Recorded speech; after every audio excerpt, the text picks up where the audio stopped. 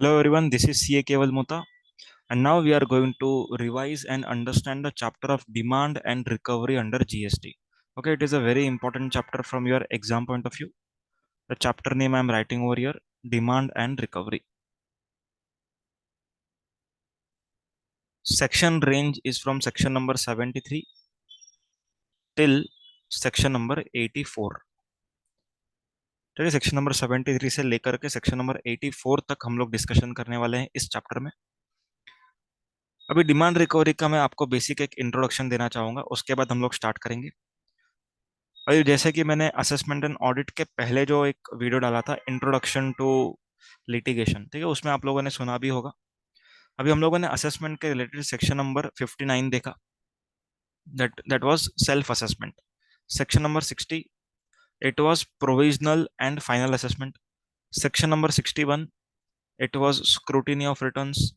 Section number 62, it was assessment for non-filers, assessment of unregistered person in section number 63, and in section number 64 we learned summary assessment. ठीक है, ये हम लोगों ने assessment से related provisions पढ़े हुए थे। ओके, सेक्शन नंबर 59 कब लगता है? सिंपल चीज है, सेक्शन नंबर 59 में कुछ लगने ऐसा नहीं। Section number 59 is basically self assessment. कोई भी पर्सन खुद का असेसमेंट खुद ही करेगा सबसे पहले, उसके बाद डिपार्टमेंट करेगा। खुद करेगा मतलब क्या करेगा? वो GSTR 1 फाइल करेगा, अपनी लायबिलिटी को सेल्फ असेस करेगा, 3B में उसका पेमेंट करेगा। ओके, 2B के हिसाब से 3B में ITC लेगा and so on. Section number 60 एक ऑल टुगेदर डिफरेंट प्रोविजन है, इसको फिलहाल के लिए साइड पर रखेंगे। That is provisional and final assessment. Provisional and final assessment. Okay, इसको साइड पर रखते हैं थोड़ी देर के लिए। सेक्शन नंबर 61, सेक्शन नंबर 61 का मतलब होता है scrutiny of returns. Section number 61 means it is a scrutiny of returns. ठीक है, मतलब कि आपने जो भी रिटर्न्स फाइल किया है उसमें अगर डिस्क्रपेंसी है तो वो डिस्क्रपेंसी को आइडेंटिफाई करना, नोटिस इशू करना। ठीक है, नोटिस, नोटिस इस सेक्शन से आने वाला है। यहां पर मैं लिख रहा हूँ, ये सेक्शन से जो आउटकम है इट इज नोटिस।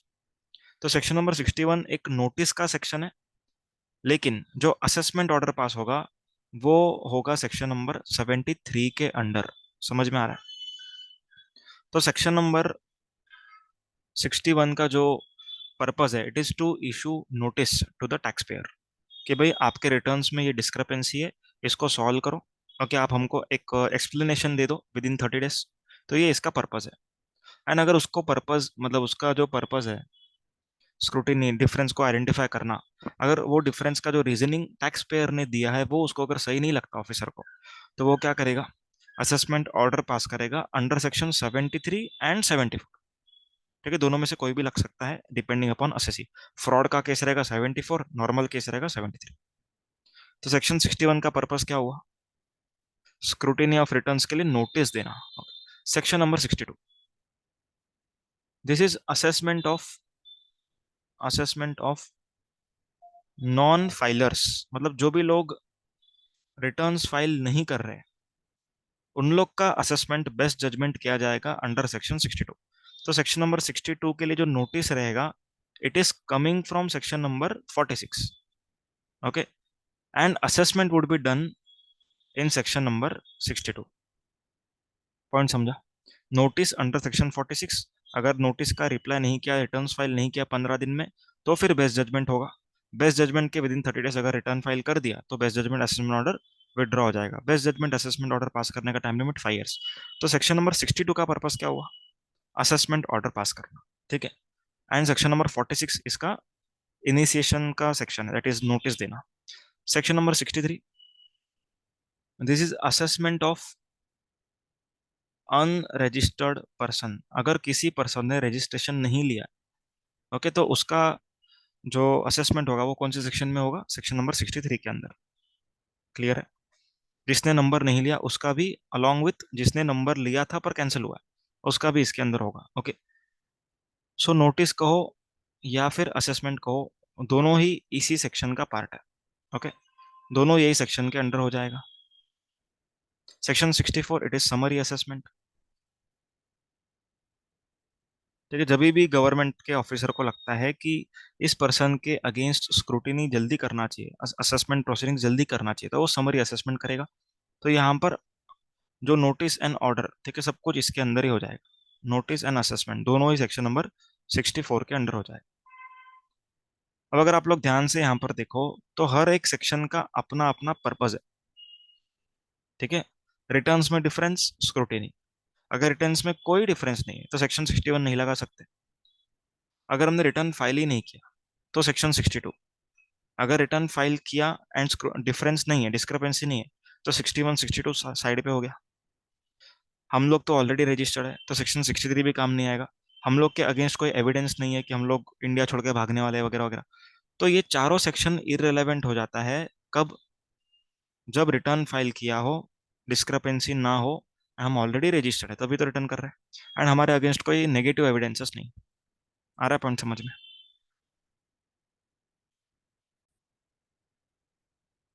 तो क्वेश्चन ये अराइज होता है कि अगर आपने सब कुछ सही किया है अगर आपने सब कुछ सही किया है तो आपके अगेंस्ट डिमांड एंड रिकवरी क्यों होना चाहिए? आपके अगेंस्ट डिमांड रिकवरी क्यों होना चाहिए?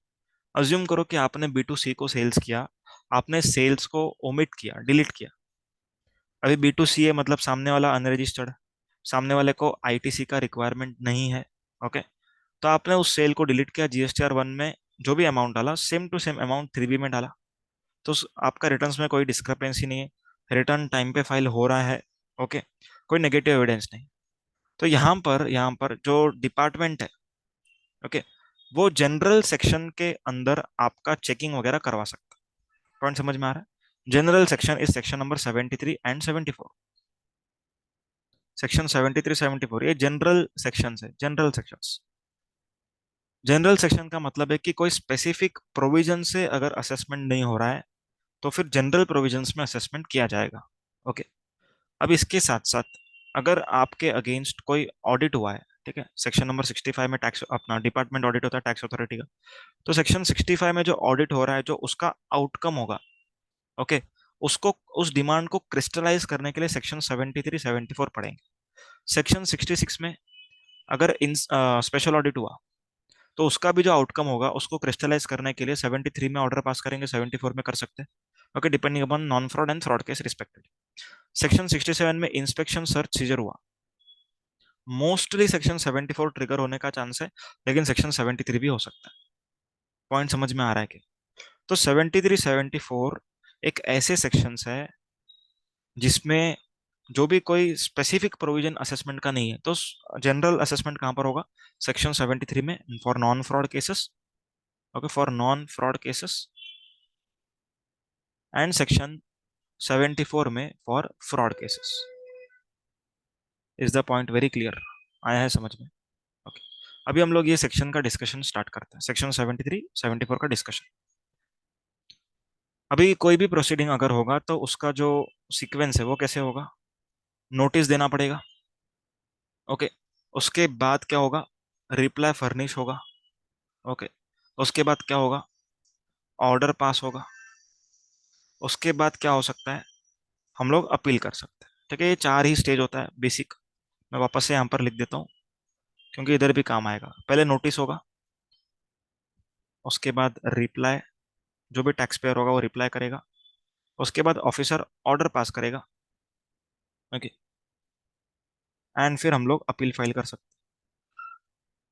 अभी एक एक पॉइंट का डिस्कशन करेंगे। सबसे पहला point, it is show cause notice. ठीक है, नोटिस का मतलब होता है शो कॉज नोटिस। तो show cause notice is mandatory, always याद रखना, show cause notice is mandatory as per principles of law, principles of natural justice. एक शो कॉज नोटिस देना पड़ता है। ठीक है, इसको हम लोग शॉर्ट में एससीएन रेफर करें। अभी शो कॉज नोटिस जब भी दिया जाता है, tax payer is expected to reply to that show cause notice. ठीक है, हम लोग को इस शो कॉज नोटिस का रिप्लाई फाइल करना पड़ेगा। क्लियर है? शो कॉज नोटिस में होता क्या है? Show cause notice is like a notice जिसके अंदर सारे फैक्ट्स स्टेटेड होंगे। ठीक है, यहाँ पर फैक्ट्स लिखे होंगे एंड फिगर्स लिखे होंगे कि ये चीजों की वजह से आपसे इतना इतना डिमांड लिया जा रहा है, प्लीज आप हमें बताएं। Please show us a cause that why we should not demand this liability from you. ठीक है, फैक्ट्स भी होंगे, फिगर भी होंगे शो कॉज नोटिस में। समझ में आया? ओके, अब important point, show cause notice में जितना डिमांड किया जा रहा है, ध्यान से सुनना, शो कॉज नोटिस में जितना डिमांड किया जा रहा है टैक्स एंड पेनल्टी का, शो कॉज नोटिस में जितना डिमांड किया जा रहा है टैक्स एंड पेनल्टी का, इंटरेस्ट का नहीं, शो कॉज नोटिस में जितना डिमांड किया जा रहा है टैक्स एंड पेनल्टी का, ऑर्डर में उससे ज्यादा नहीं हो सकता, ऑर्डर में उससे ज्यादा नहीं हो सकता। क्लियर है? अगर शो कॉज नोटिस में इंटरेस्ट के बारे में बात नहीं किया है, फिर भी इंटरेस्ट लग सकता है। क्लियर है? ऑर्डर के अंदर इंटरेस्ट डाल सकता हो, लेकिन अगर नोटिस में, अगर इंटरेस्ट का नोटिस में अगर टैक्स एंड पेनल्टी के बारे में नहीं लिखा है तो ऑर्डर में डिमांड नहीं हो सकता। क्लियर? समझ में? अब नोटिस देने का अपना एक टाइम पीरियड है, ऐसा नहीं कि ऑफिसर कभी भी उठ के नोटिस देगा, नोटिस देने का यहाँ पर टाइम पीरियड है। ओके, तो अगर नॉन फ्रॉड केस की हम बात करें, if it is a kind of non fraud case, the time limit to issue the show cause notice is 2 years 9 months, 2 years 9 months from due date to furnish annual return, due date to furnish annual return. Clear है? जो भी साल का annual return file करने का due date रहेगा, वहां से 2 years 9 months में क्या हो जाना चाहिए? शो कॉज नोटिस इशू हो जाना चाहिए। 2 years 9 month में क्या होना चाहिए? शो कॉज नोटिस इशू हो जाना चाहिए। Getting the point? एकदम सिंपल है। ठीक है, अगर शो कॉज नोटिस टाइम पर नहीं गया है तो फिर प्रोसीडिंग्स आगे नहीं बढ़ सकता है। Clear point? एंड अगर हम लोग सेक्शन 74 की बात करें, ओके, सेक्शन 74 की, तो सेक्शन 74 में नोटिस इशू करने का time limit is 4 years and 6 months, 4 years and 6 months, this is the time limit to issue show cause notice for fraud cases, fraud cases. आया समझ में? Same time limit from the due date to furnish and return, यहीं से आपको calculate करना पड़ता है। अब सवाल आता है कि हमको रिप्लाई कितने टाइम में करना है। ठीक है, हमको रिप्लाई कितने टाइम में करना चाहिए इस नोटिस का। तो रिप्लाई का टाइम लिमिट जो रहेगा, it would B mentioned in show cause notice, would be mentioned in SCN, would be mentioned in SCN। Normally it is 15 days, but अपने को नॉर्मल टाइम लिमिट नहीं लिखना है एग्जाम में। एग्जाम में क्या लिखेंगे? It would B mentioned in show cause notice. तो शो कॉज में जो लिखा रहेगा उसके हिसाब से क्या होगा, हमको रिप्लाई फाइल करना है इतने इतने टाइम लिमिट के अंदर। Getting the point? Okay, notice and reply के बारे में क्लियर हुआ। अब बात करते हैं ऑर्डर के बारे में। अब नोटिस इशू किया है, रिप्लाई ले लिया, ऑर्डर भी तो पास करना पड़ेगा। अभी ये जो ऑर्डर पास होगा, ओके ध्यान से सुनना, अभी ये जो ऑर्डर पास होगा, ये पास करने वाली जो अथॉरिटी होगी उसको कहा जाता है एडजुडिकेटिंग अथॉरिटी। ठीक है, इसको क्या कहा जाता है? Adjudicating authority.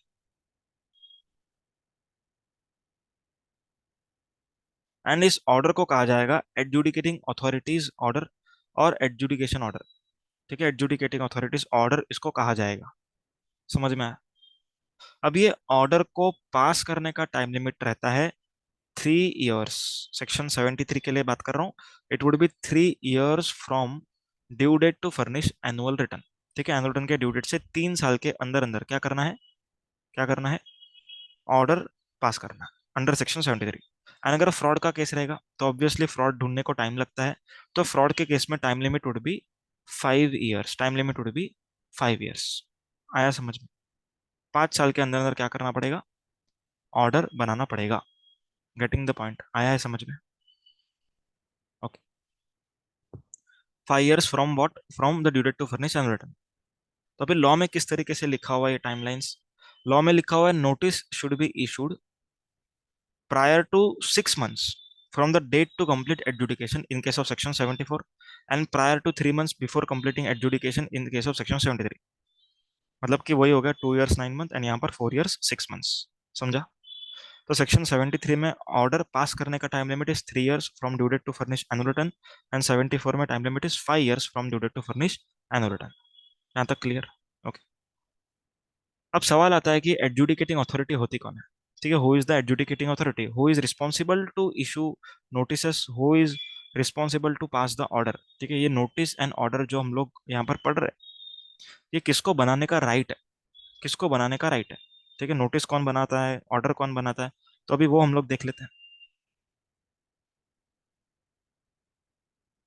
Okay. मैंने आप लोग को एक हिरार्की बताया था। ओके, सबसे नीचे होता है सुपरिटेंडेंट, उसके ऊपर अगर चलेंगे it is assistant commissioner, deputy commissioner. इसके ऊपर चलेंगे इट इज जॉइंट कमिश्नर और एडिशनल कमिश्नर। ओके, इसके ऊपर चलेंगे इट इज कमिश्नर।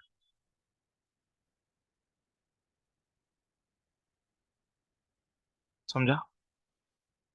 अभी अगर आपके मैटर में, ठीक है, आपके मैटर में सीजीएसटी का अमाउंट, अगर आपके मैटर में सीजीएसटी का अमाउंट अगर अप टू रुपीज 10 lakhs है, ठीक है, अगर सीजीएसटी का amount is up to rupees 10 lakhs, तो यहां पर आपको नोटिस कौन इशू करेगा? सुप्रिटेंडेंट। ऑर्डर कौन पास करेगा? सुप्रिटेंडेंट। क्लियर? अगर आपके नोटिस में जो टैक्स का अमाउंट है सीजीएसटी का, it is more than 10 lakhs but up to 1 CR। Okay, तो यहां पर कौन नोटिस इशू करेगा? Assistant commissioner, deputy commissioner. Order कौन पास करेगा? Assistant commissioner, deputy commissioner. Okay, अगर आपके शोकॉज नोटिस में टैक्स का अमाउंट 1 करोड़ से ज्यादा है, तो कौन शोकॉज नोटिस इशू करेगा? Joint commissioner, additional commissioner. समझ में आया पॉइंट? क्लियर है क्या? समझ में आया? अगर आपका केस आईजीएसटी का है, ओके, या फिर आईजीएसटी एंड सीजीएसटी दोनों का है, okay, intra state intra state दोनों का मिला के, तो ये सब लिमिट्स जो हो जाएंगे वो डबल हो जाएंगी। तो अगर आपका ये केस है तो 20 लाख तक सुप्रीडेंट देगा, more than 20 lakh but up to 2 CR it is ACDC, more than 2 CR it is joint commissioner, additional commissioner. तो ये लोग होते हैं जो शो कॉज नोटिस देंगे एंड ऑर्डर पास करेंगे। पॉइंट क्लियर है? ओके, तो ऑर्डर कौन पास करेगा समझ में आ गया। नोटिस हो गया, रिप्लाई हो गया, ऑर्डर हो गया। अब सेक्शन 73-74 का और थोड़ा इंट्रिकेसीज हम लोग पढ़ लेते हैं। यहाँ पर लिख रहा हूँ सेक्शन नंबर 73, यहाँ पर लिख रहा हूँ section 74। 74 is for fraud cases and 73 is for non fraud cases. Okay, अगर सेक्शन 73 में कोई भी 1 साल के लिए एक शो कॉज नोटिस इशू हुआ है, ठीक है, for the first year, first year अगर शो कॉज नोटिस इशू हुआ है, ओके, एंड अगर फैक्ट्स एकदम सेम है आने वाले सालों का भी, ओके, आने वाले सालों का फैक्ट्स एकदम सेम है, तो यहाँ पर सेकेंड ईयर से, ठीक है, second year and onwards, and onwards, only if facts are same, facts are same and figures are different। Okay, facts are same, figures obviously different रहेगा ही। ओके, तो इस केस में शो कॉज नोटिस ये लोग नहीं देंगे, ठीक है, ये लोग क्या दे देंगे? ये लोग दे देंगे स्टेटमेंट। ठीक है, they will give you a statement जिसमें फाइनेंशियल ईयर्स लिखा रहेंगे, वहां पर टैक्स का अमाउंट लिखा रहेगा, लायबिलिटी का अमाउंट रहेगा, tax interest penalty. Okay, this statement would also be called as show cause notice. आया समझ में? Same thing is applicable to section number 74। समझा पॉइंट? ओके, आगे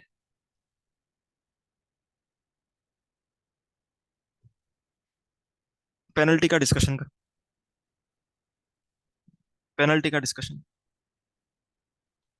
अभी ना हम लोग इस पेनल्टी को डिस्कस करने के पहले 4 पार्ट में पूरे प्रोसीडिंग्स को बाइफरकेट करते हैं, ठीक है, 4 पार्ट में। सबसे पहला part, payment before show cause notice. Okay, payment with in 30 days of show cause notice, payment with in 30 days of order,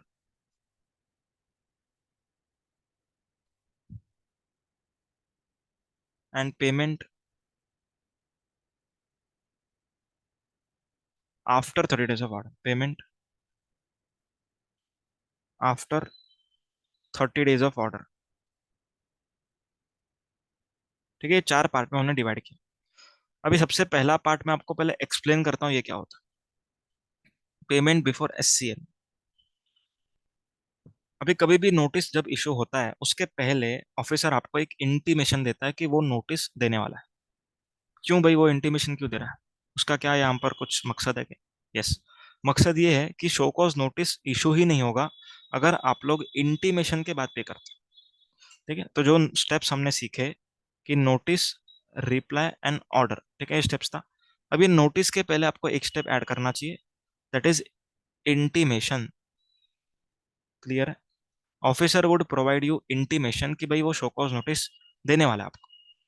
अगर आपने इंटीमेशन के बाद पे किया, दैट इज शो कॉज के पहले पहले पे कर दिया, एससीएन के पहले पे कर दिया, तो यहाँ पर क्या हो जाएगा, यहाँ पर आपके ऊपर पेनल्टी का जो चार्ज है वो कम किया जाएगा या फिर नहीं लगेगा। ठीक है, depending upon case to case. Point समझा? तो जो भी शो कॉज नोटिस के पहले पैसा देता है उसका जो पेनल्टी होगा वो कम होता है। कितना कम होता है, क्या होता है, वो हम लोग पढ़ेंगे। पॉइंट क्लियर है? तो बिफोर एससीएन भी पेमेंट कर सकते हैं। तो हम पहले डिस्कशन करते हैं सेक्शन नंबर 73 का, उसके बाद डिस्कशन करते हैं 74 का। अगर आप एससीएन के पहले पेमेंट करते हो तो यहाँ पर कोई पेनल्टी नहीं लगेगा सेक्शन 73 में।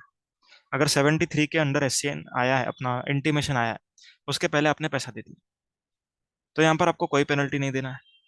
एससीएन के बाद भी अगर आप पे करते हो विद इन 30 डेज, तो भी कोई पेनल्टी नहीं देना है 73 के केस में। लेकिन अगर आप लोग ऑर्डर के बात करते हो, ठीक है, ऑर्डर के बात करते हो, तो ऑर्डर के बाद आप लोग को पेनल्टी भरना पड़ेगा, that would be 10% of tax amount और ₹10,000 whichever is higher. Getting the point? तो सेक्शन 73 के अंदर अगर आप लोग ऑर्डर बनने के बाद पेमेंट करते हो तो आप लोग को 10% ऑफ टैक्स और 10,000 विच एवर इज हायर का पेनल्टी देना पड़ेगा। क्लियर है? वन मोर इंपॉर्टेंट पॉइंट, अगर पेनल्टी सेक्शन नंबर 73 में लग चुका है, ठीक है, सेक्शन नंबर 73 में अगर पेनल्टी लग चुका है, तो इन दिस केस दूसरे कोई सेक्शन में सेम पेनल्टी सेम ऑफेंस के ऊपर चार्ज नहीं होगा। ओके, दोनों के लिए ये चीज एप्लीकेबल है, 73 74 दोनों के लिए एप्लीकेबल है। अगर पेनल्टी चार्ज होता है अंडर सेक्शन 73 और 74, तो आपको दूसरे किसी सेक्शन में अंडर दिस एक्ट आपको कोई पेनल्टी नहीं लगेगा। ओके, अब बात करते हैं सेक्शन 74 की। तो यहाँ पर आपको एक याद रखना पड़ेगा, 15, 25, 50 एंड 100।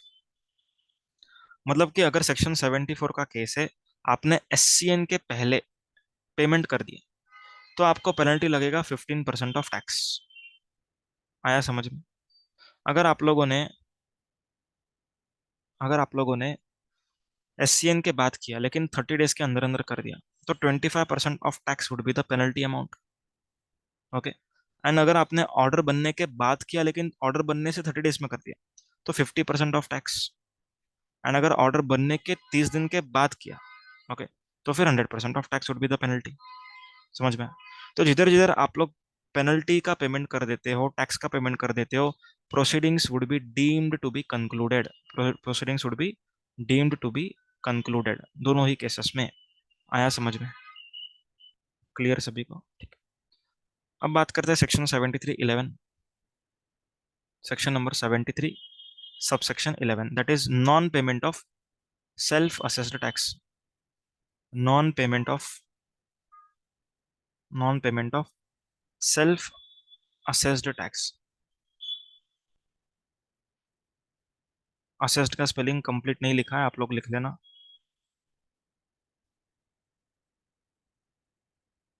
ठीक है, अभी सेल्फ असेस टैक्स का मीनिंग दिया हुआ है सेक्शन नंबर 75 सबसेक्शन 12 के एक्सप्लेनेशन में। ठीक है, सेक्शन नंबर 75 के एक्सप्लेनेशन में बेसिकली सेल्फ असेस टैक्स का मीनिंग होता है कि ऐसा टैक्स जो आपने GSTR 1 फाइल करके डिटरमाइन किया है। ठीक है, आपने GSTR 1 फाइल किया, यहाँ पर आप लोग क्या करते हो, आपका लायबिलिटी को आप लोग डिक्लेयर करते हो, you declare your liability. Okay, अब ये लायबिलिटी का पेमेंट कब होता है? GSTR 3B के अंदर पेमेंट होता है। ओके, यू पे इन GSTR 3B, payment of tax होता है। Okay, payment of tax. Clear यहाँ तक? ओके, अब ये जो प्रोविजन है सेक्शन 73(11), ये क्या कहता है सुनो। अगर जीएसटीआर 3B में पेमेंट करना है, ओके, आप लोग का ड्यू डेट अज्यूम करके चलता हूँ 20th है, ठीक है, कोई भी एक केस लेता है 20th नवंबर, ये अक्टूबर का लायबिलिटी होगा, तो 20th November is the due date.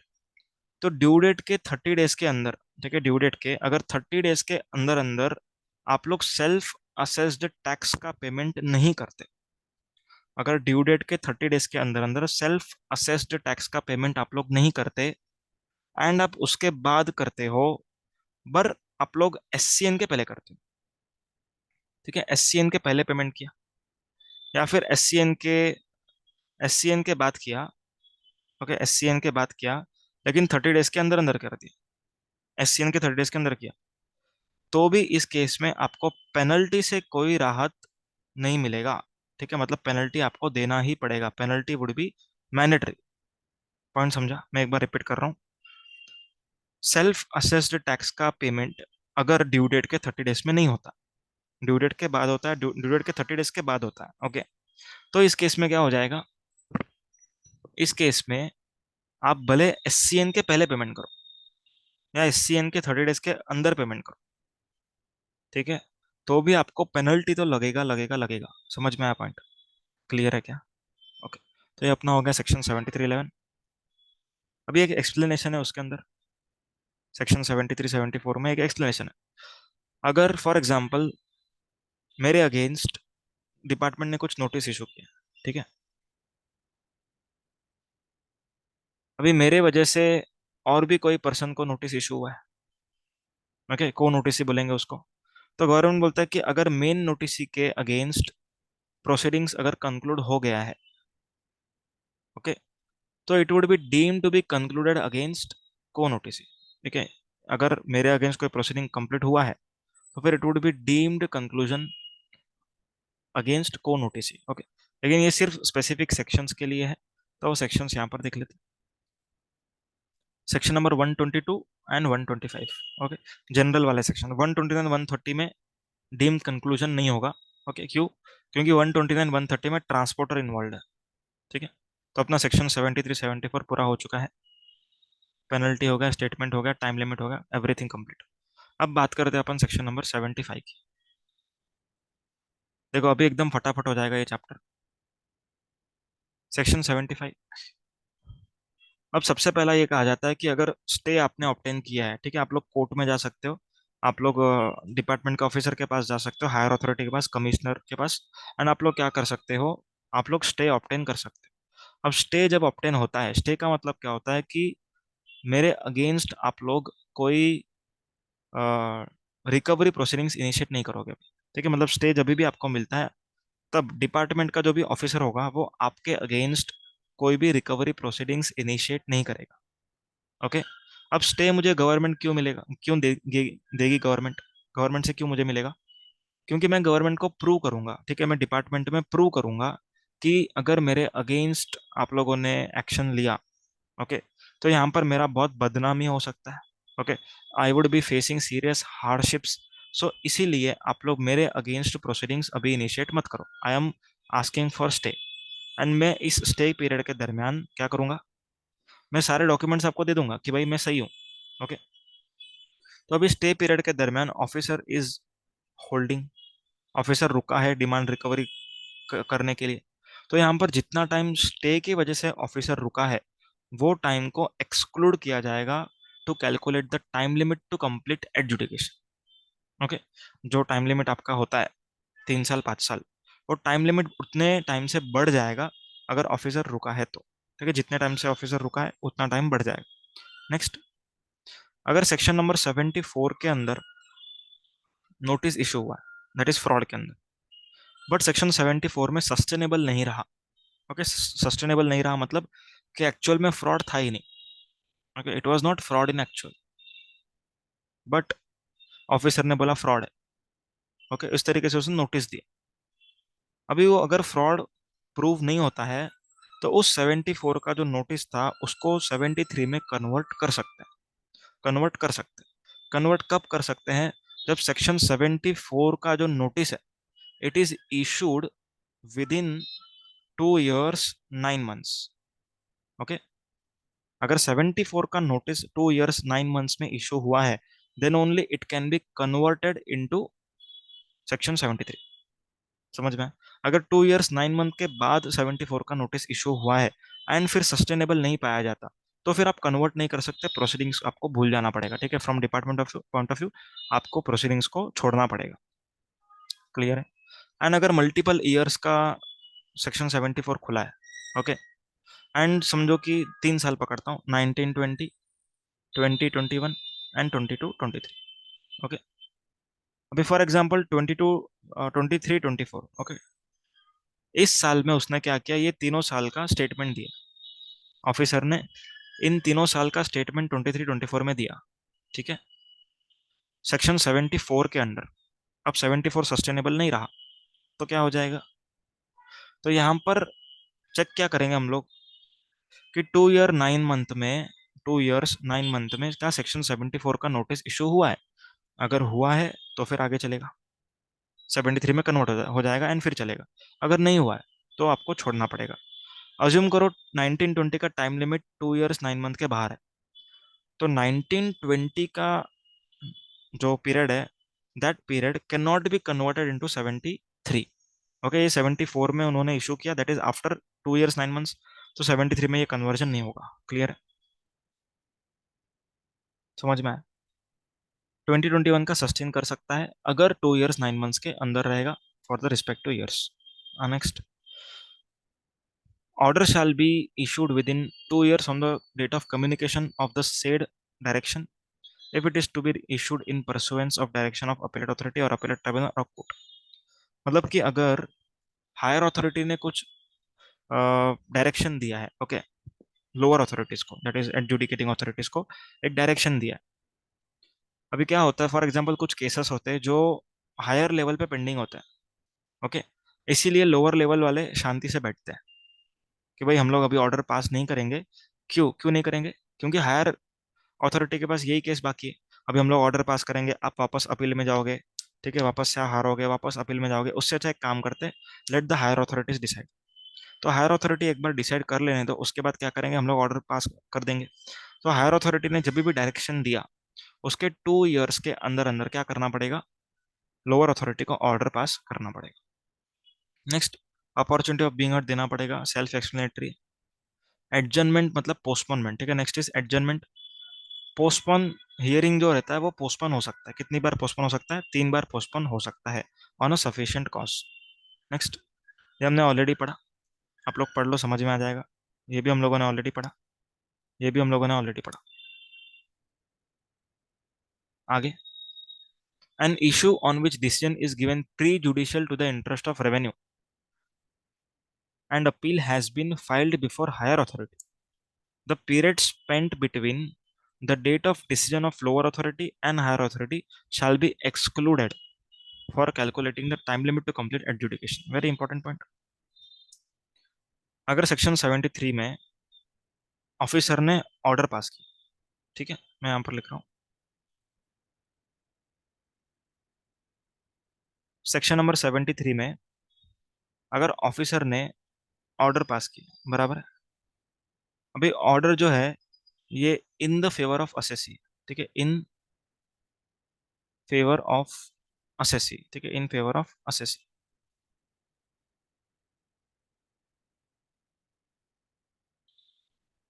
अभी यहां पर ये जो ऑर्डर है, it is prejudicial to the interest of revenue, it is prejudicial to the interest of revenue.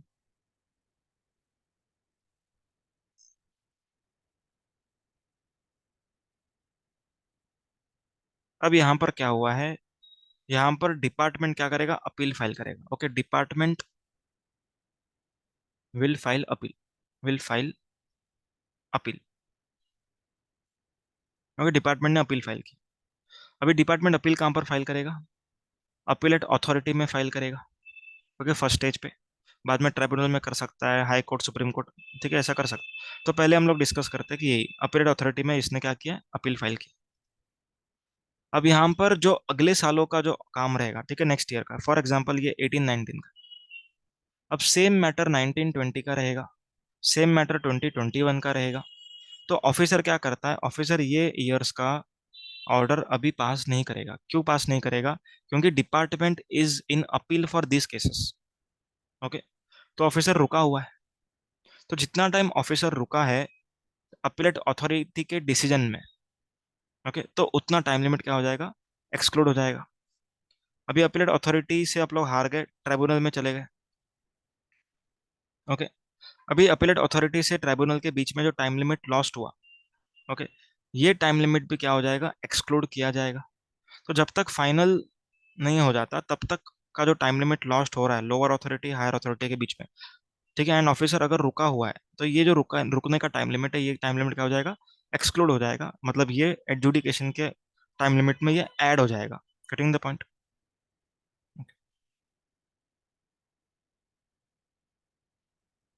आगे, ये वाला पॉइंट हमने किया हुआ है, ये वाला भी किया हुआ है, ये वाला भी किया हुआ है। Okay, section 17 done. Sorry, section 75 done. Next is section 76। अगर आप लोगों ने टैक्स के नाम से किसी भी पर्सन से कुछ भी कलेक्ट किया, ठीक है, जीएसटी के नाम से कलेक्ट किया, तो आप लोग को तुरंत गवर्नमेंट को ये पैसा देना पड़ेगा। ठीक है, अगर आप लोगों ने नहीं नहीं दिया तो गवर्नमेंट आपके अगेंस्ट नोटिस इशू कर सकती है। नोटिस इशू करने का टाइम लिमिट कुछ भी नहीं है, ठीक है, no time limit to issue show cause notice. लेकिन शो कॉज नोटिस इशू होने के बाद ऑफिसर ने ऑर्डर कितने टाइम में पास करना है? With in 1 year from this show cause notice. Clear point. And interest तो लगने ही वाला है। जितना टाइम आप लोगों ने रखा हुआ है पैसा गवर्नमेंट का टैक्स के नाम से, उसके ऊपर इंटरेस्ट तो लगते ही रहेगा। समझ में आया पॉइंट? ओके, एंड जिस भी पर्सन से मैंने कलेक्ट किया है, ओके, एंड गवर्नमेंट को मैंने जमा नहीं किया, बाद में गवर्नमेंट मुझसे रिकवर कर रहा है, तो जिस भी पर्सन के जेब से वो पैसा गया है वो रिफंड के लिए अप्लाई कर सकता है। ठीक है, next is section number 77। Section 77, wrong payment and refund. Okay, अगर आप लोगों को सीजीएसटी एसजीएसटी कलेक्ट करना था पर आपने आईजीएसटी कलेक्ट किया, ठीक है, आईजीएसटी कलेक्ट किया, आईजीएसटी कलेक्ट करके पे कर दिया, ठीक है, सीजीएसटी एसजीएसटी करना चाहिए था, आईजीएसटी कलेक्ट करके पे कर दिया, तो यहाँ पर गवर्नमेंट बोलता है कि अभी आप क्या करो, आप सही टैक्स का पेमेंट करो, गलत टैक्स का रिफंड लेके जाओ। एंड सही टैक्स का अगर आप पेमेंट करते हो तो उसके ऊपर कोई इंटरेस्ट नहीं लगेगा। समझ में आया? जो मैंने ये बोला उसका वाइस वर्सा भी सिचुएशन पॉसिबल है। Next is recovery proceeding under section 78। अभी रिकवरी प्रोसीडिंग क्या होता है?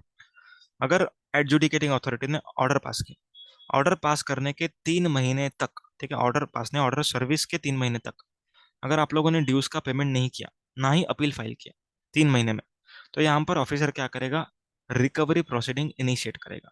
रिकवरी प्रोसीडिंग मतलब कि आपके बिजनेस प्रीमाइसेस में आकर के आपके गुड्स को सेल कर सकता है, आपके इमूवेबल प्रॉपर्टी को डिटेन कर सकता है, सीज कर सकता है। समझ में आ रहा है? आपको कोई पर्सन अगर पैसा देने वाला है तो डायरेक्टली उस पर्सन के पास जाकर वो पैसा मांग सकता है। समझ में आ रहा है? या फिर वो मजिस्ट्रेट को कंप्लेंट कर सकता है, या फिर लैंड रेवेन्यू के अरियर की तरह वो आपसे रिकवरी कर सकता है। ठीक है, या फिर वो डिक्री एग्जीक्यूट कर सकता है। ठीक है, डिक्री मतलब ऑफिशियल ऑर्डर। समझ में? So these were the modes of recovery under section 79। ठीक है, 78 79 दोनों कंप्लीट हो गए। Next is section number 80। Section number 80 is payment of tax in instalment. मतलब कि जो भी टैक्स लायबिलिटी डिटरमाइन हुआ है आपके अगेंस्ट, ओके, वो आप लोग क्या करोगे? आप लोग इंस्टॉलमेंट बेसिस पर पे करोगे। ठीक है, अभी सबसे important point, this instalment facility is not applicable for self assessed tax. Self assessed tax आप लोग को तुरंत ही पे करना पड़ेगा। तो सेक्शन, तो ये इंस्टॉलमेंट फैसिलिटी किसके लिए? Instalment facility is for the demand which is raised by officer. ठीक है, ऑफिसर ने जो डिमांड रेज किया उसके लिए क्या रहेगा? Section number 80। This instalment, number of instalments shall not exceed 24। ठीक है, 24 इंस्टॉलमेंट से ज्यादा नहीं होगा। अगर एक भी इंस्टॉलमेंट आप लोगों ने ओवर ड्यू किया तो जितना भी आउटस्टैंडिंग अमाउंट है वो सेम डे पेएबल हो जाएगा। समझ में? कुछ लोगों को इंस्टॉलमेंट फैसिलिटी नहीं मिलता। सबसे पहला, सेल्फ असेस टैक्स अगर पेएबल है तो उसके लिए कोई इंस्टॉलमेंट फैसिलिटी नहीं मिलेगा। नेक्स्ट, अगर ऑलरेडी आपने डिफॉल्ट कर लिया है एंड रिकवरी प्रोसीडिंग्स आपके अगेंस्ट चालू हो चुका है तो फिर आप लोग को इंस्टॉलमेंट फैसिलिटी नहीं मिलेगा। थर्ड, अगर आपका जो एप्लीकेशन है वो पिछले साल रिजेक्ट हुआ है तो आपको करंट ईयर में इंस्टॉलमेंट फैसिलिटी नहीं मिलेगा। एंड लास्ट, अगर आपका अमाउंट पेएबल 25,000 रुपीज से कम है, ओके, तो फिर आप लोग को इंस्टॉलमेंट फैसिलिटी नहीं मिलेगा। कौन इंस्टॉलमेंट फैसिलिटी ग्रांट कर सकता है? Answer is commissioner. Commissioner can grant the instalment facilities. Okay, interest तो पे करना ही पड़ेगा आप लोग को, एंड अगर any one instalment is overdue तो पूरा का पूरा outstanding balance would be liable to be paid on the same day. Section 80 complete. Section number 81, transfer of property shall be void in certain circumstances. ठीक है, एक example लेते हैं, उससे उसी के थ्रू अंडरस्टैंड करेंगे। अगर मेरे अगेंस्ट नोटिस आया है, शो कॉज नोटिस आया, ओके, उसमें लिखा हुआ है कि आपको 1 करोड़ पे करना है। ओके, तो यहाँ पर मैंने देखा पॉइंट्स क्या क्या है, तो वो पॉइंट्स देख करके मुझे लगता है कि मैं नहीं जीतने वाला हूँ। ओके, मैं नहीं जीतने वाला हूँ, तो मैंने क्या कर दिया, मैं हारने वाला हूँ मालूम है, हारूंगा तो क्या होगा, रिकवरी प्रोसीडिंग होगा। तो मैंने क्या किया, जो मेरे पास असेट्स थे वो मैंने किसी को ट्रांसफर कर दिया। ओके, ट्रांसफर कर दिया, ताकि रिकवरी प्रोसीडिंग में मेरे पास कुछ भी पाया नहीं जाना चाहिए। तो यहाँ पर गवर्नमेंट बोलता है कि जो भी आप लोगों ने ट्रांसफर किया है that would B wide, that would B wide. लेकिन ये वाइड कब नहीं माना जाएगा? जब आपने गुड फेथ में ट्रांसफर किया and for adequate consideration. Adequate consideration is important. ठीक है, एडिक्वेट कंसिडरेशन मतलब कि अगर 80 लाख का प्रॉपर्टी है तो आप लोग 2 लाख में ट्रांसफर नहीं करोगे। ठीक है, 80 लाख का प्रॉपर्टी 80 लाख में ट्रांसफर किया, it is for adequate consideration and in good faith, तो चलेगा। समझ में आया पॉइंट? एंड सबसे इंपॉर्टेंट पॉइंट, जब ये ट्रांसफर हुआ है तब आपके अगेंस्ट कोई प्रोसीडिंग्स पेंडिंग नहीं होना चाहिए। अगर प्रोसीडिंग पेंडिंग है तो फिर ये वाइड माना जा सकता है। क्लियर है? प्रोसीडिंग पेंडिंग होने का मतलब क्या? प्रोसीडिंग पेंडिंग होने का मतलब होता है कि शो कॉज इशू हो गया। ओके, तो प्रोसीडिंग हो गया pending. Next, tax to be the first charge on property. Okay, अभी इसमें क्या लिखा हुआ है कि एज पर आईबीसी जब भी जीएसटी का नंबर लगेगा, ओके, तब जीएसटी डिपार्टमेंट को पैसा देना पड़ेगा। मतलब कि टैक्स पेयर का जो पैसा रहेगा, टैक्स पेयर का जो लायबिलिटी रहेगा, वो लिक्विडेटर ने किसको देना पड़ेगा? डिपार्टमेंट को। ठीक है, as per IBC, as per IBC. Clear? अगर IBC is prevailing over, in simple words, IBC is prevailing over this section. ठीक है, लेकिन अगर आईबीसी को हटा दिया, ओके, आईबीसी को छोड़ दो, कोई भी प्रोसीडिंग्स आईबीसी में नहीं है, तो in that case GST department और अपना GST officers would be having the first charge on the property, ऐसा लिखा हो। Section number 83 important, provisional attachment. Provisional attachment का मीनिंग होता है कि बैंक अकाउंट सीज करना या फिर इमूवेबल प्रॉपर्टी को डिटेन करना। ओके, तो ये सब हो सकता है प्रोविजनल अटैचमेंट में। अभी प्रोविजनल अटैचमेंट जो रहेगा वो कब हो सकता है, यहाँ पर पढ़ो, provisional attachment can be done during the pendency of proceedings। Okay, मतलब कि अगर शोकॉज नोटिस इशू हो चुका है एंड एंड शोकॉज नोटिस देखते ही आप भागने वाले हो, ऐसा डिपार्टमेंट को लगता है। मतलब कि डिपार्टमेंट को लगता है कि it is in the interest of government, it is in the interest of government कि हमको तुरंत प्रॉपर्टी सीज करना चाहिए, तुरंत हम लोग को बैंक अकाउंट सीज करना चाहिए। तो इस केस में प्रोविजनल अटैचमेंट हो सकता है। ओके, समझ में आ रहा है? नहीं तो नॉर्मली क्या होता है, शो कॉज होगा, हम रिप्लाई करेंगे, हम रिप्लाई करेंगे, उसके बाद ऑर्डर होगा। लेकिन अगर ऑफिसर को लगता है कि शो कॉज के बाद इसका रिप्लाई नहीं आया, मतलब ये भागने की तैयारी कर रहा है, तो यहाँ पर वो पर्सन क्या कर सकता है, प्रोविजनल अटैचमेंट कर सकता है। क्लियर है? अब प्रोविजनल अटैचमेंट किस किस पर्सन का हो सकता है? टैक्स पेयर का खुद का तो हो ही सकता है, उसके साथ साथ जो भी बेनिफिशियरी है, ठीक है, इस ट्रांजैक्शन का जिसने बेनिफिट उठाया है उसका भी हो सकता है, एंड जिस पर्सन ने उसको गाइड किया है, साथ दिया है, उसका भी हो सकता है। क्लियर है? तो इनिशिएशन कौन से प्रोसीडिंग्स की बात कर रहे हैं? 59 to 64। ओके, 59 to 64 मतलब यहाँ पर ऑडिट में, ऑडिट के केस में प्रोविजनल अटैचमेंट नहीं होगा, स्पेशल ऑडिट में नहीं होगा। समझ में आया? उसके बाद 67 से लेके 72, that is inspection search seizure से लेके आगे तक का। ओके, फिर 73 to 84 मतलब ये वाला सेक्शंस। तो कमिश्नर क्या कर सकता है, प्रोविजनली अटैचमेंट कर सकता है, उसके ऑफिसर्स को बोल सकता है कि आप प्रोविजनल अटैचमेंट कर लो, बैंक अकाउंट को अटैच करो, प्रॉपर्टी को अटैच करो। ओके, समझ में? प्रोविजनल अटैचमेंट का जो वैलिडिटी रहेगा इट वुड बी 1 ईयर। ठीक है, 1 साल तक provisional attachment would be valid. Objection can be filed with in 7 days of attachment.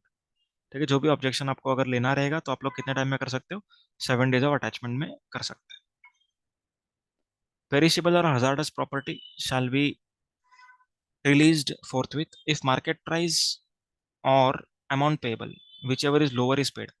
ठीक है, मतलब जितना अमाउंट टैक्स का अमाउंट मेरे को भरना था, या फिर market price of that perishable और हजार्डस प्रोडक्ट, उन दोनों में से विच एवर इज लोअर अगर मैं पे कर देता हूँ, तो फिर यहाँ पर मेरा जो पेरिशेबल प्रोडक्ट, पेरिशेबल प्रॉपर्टी है, हजार्डस प्रॉपर्टी, वो रिलीज किया जाएगा। ठीक है, अगर मैं पेमेंट नहीं करता हूँ तो गुड्स को वो डिस्पोज ऑफ कर सकता है। समझ में? तो here we complete with provisional attachment. Next, section number 84, continuation and validation of certain recovery proceedings. मतलब क्या होता है इसका सुनो, एकदम बेसिक ओवरव्यू दे रहा हूँ, डिटेल में नहीं जा रहा हूँ। अगर अगर एडजुडिकेटिंग अथॉरिटी ने मेरा लायबिलिटी निकाला था 100 रुपीज, ओके, मैं अपील में गया, अपील में मेरा लायबिलिटी 120 हो गया, तो जो मेरा 20 रुपीज लायबिलिटी एक्स्ट्रा हुआ है, उस 20 रुपीज के लिए ऑफिसर मुझे क्या क्या इशू करेगा, नोटिस ऑफ डिमांड, कि वो मुझे नोटिस ऑफ डिमांड सर्व करेगा। उसके बाद फिर प्रोसीडिंग्स वहीं से कंटिन्यू होगा जहां पर रुका था, that is at the appeal stage. समझ में? एंड अगर अपील में अगर ड्यूज कम होते हैं, मतलब 100 रुपीज का ऑर्डर पास हुआ था, लेकिन जब अपील में गया तब 80 का हो गया, तब जो ये ऑफिसर है ये मुझे fresh notice of demand issue नहीं करेगा।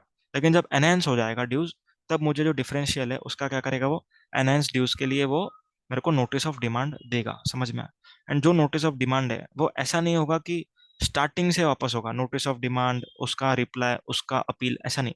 जहां पर रुका था प्रोसीडिंग, उधर से ही वो कंटिन्यू होगा, उधर से ही कंटिन्यू होगा। समझ में? क्लियर है पॉइंट? आगे एक सर्कुलर है, ये डिस्कस करेंगे व्हाइट बोर्ड पे।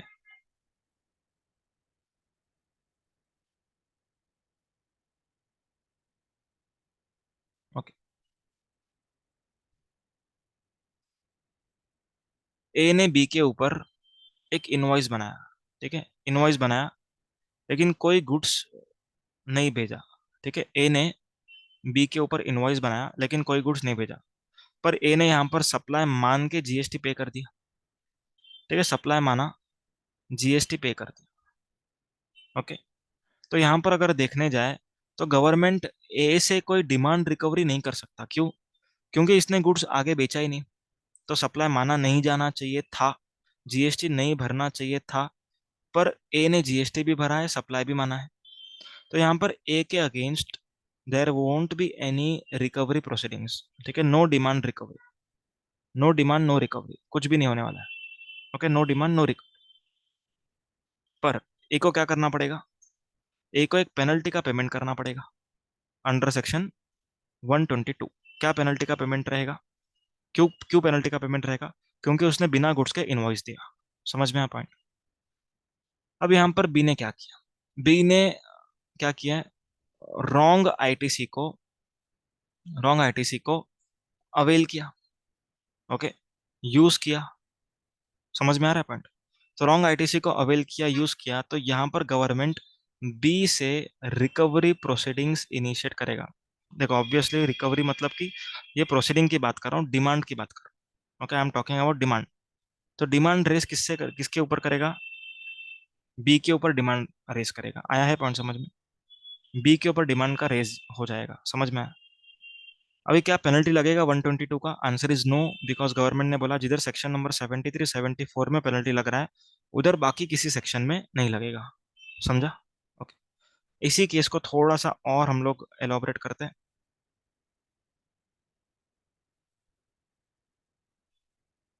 ठीक है, ए ने कोई गुड्स नहीं भेजा, ओके, पर इनवॉइस दिया।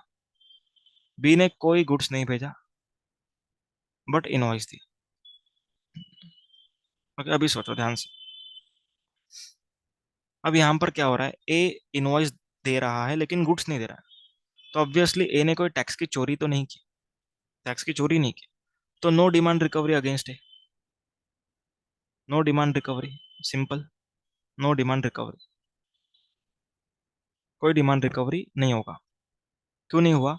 क्योंकि जो उसने गुड्स बेचा ही नहीं, वो सप्लाई नहीं है, सप्लाई नहीं तो जीएसटी भरना ही नहीं चाहिए था, पर बेचारे ने भरा है, तो इसके अगेंस्ट हम डिमांड रिकवरी नहीं करेंगे, लेकिन इसको पेनलाइज जरूर करेंगे। क्यों पेनल्टी लगाएंगे? क्योंकि बिना गुड्स के आपने इनवॉइस कैसे दे दिया, तो पेनल्टी लगेगा। समझा?